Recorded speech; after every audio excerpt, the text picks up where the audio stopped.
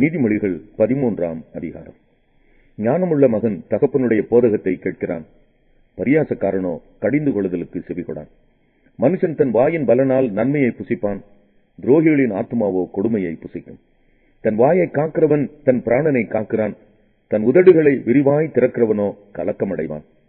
சோம்பேறியினுடைய ஆத்மா விரும்பியும் ஒன்றும் பெறாது, ஜாக்கிரதை உள்ளவர்களுடைய ஆத்மாவோ புஷ்டியாகும். நீதிமான் பொய் பேச்சை வெறுக்கிறான், துன்மார்க்கனோ வெட்கமும் இலச்சையும் உண்டாக்குகிறான். நீதி உத்தம மார்க்கத்தானை தற்காக்கும், துன்மார்க்கமோ பாவியை கவிழ்த்து போடும்.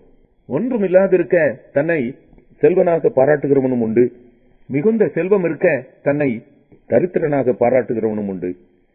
மனுஷனுடைய ஐஸ்வர்யம் அவன் பிராணனை மீட்கும், தரித்திரனோ மிரட்டுதலை கேளாதிருக்கிறான்.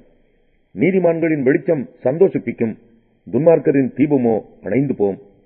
அகந்தையினால் மாத்திரம் வாது பிறக்கும், ஆலோசனையை கேட்கிறவர்களிடத்தில் ஞானம் உண்டு. வஞ்சனையால் தேடின பொருள் குறைந்து போம், கைப்பாடாய் சேர்க்கிறவனோ விருத்தி அடைவான்.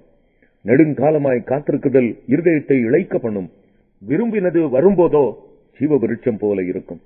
திருவசனத்தை அவமதிக்கிறவன் நாசமடைவான், கற்பனைக்கு பயப்படுகிறவனோ பலனடைவான். ஞானவான்களுடைய போதகம் ஜீவ ஊற்று, அதனால் மரண கண்ணிகளுக்கு தப்பலாம். நற்புத்தி தயையை உண்டாக்கும், துரோகிகளுடைய வழியோ கரடு முரடானது. விவேகியானவன் அறிவோடு நடந்து கொள்கிறான், மூடனோ தன் மூடத்தனத்தை வெளிப்படுத்துகிறான். துரோகமுள்ள தூதன் தீதிலே விழுவான், உண்மையுள்ள ஸ்தானாபதியோ ஔஷதம்.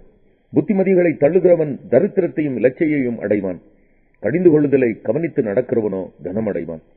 வாஞ்சை நிறைவேறுவது ஆத்மாவுக்கு இனிது, தீமையை விட்டு விலகுவது மூடருக்கு அருவருப்பு. ஞானிகளோட சஞ்சரிக்கிறவன் ஞானமடைவான், மூடருக்கு தோழனோ நாசமடைவான். பாவிகளை தீவினை தொடரும், நீதிமான்களுக்கோ நன்மை பலனாக வரும். நல்லவன் தன் பிள்ளைகளின் பிள்ளைகளுக்கு சுதந்திரம் வைத்து போகிறான், பாவியின் ஆஸ்தியோ நீதிமானுக்காக சேர்த்து வைக்கப்படும். ஏழைகளின் வயல் மிகுதியான ஆகாரத்தை விளைவிக்கும், நியாயம் கிடையாமல் கெட்டு போகிறவர்களும் உண்டு. பிரம்பை கையாடாதவன் தன் மகனை பகைக்கிறான், அவன் மேல் அன்பாய் இருக்கிறவனோ அவனை ஏற்கனவே தண்டிக்கிறான்.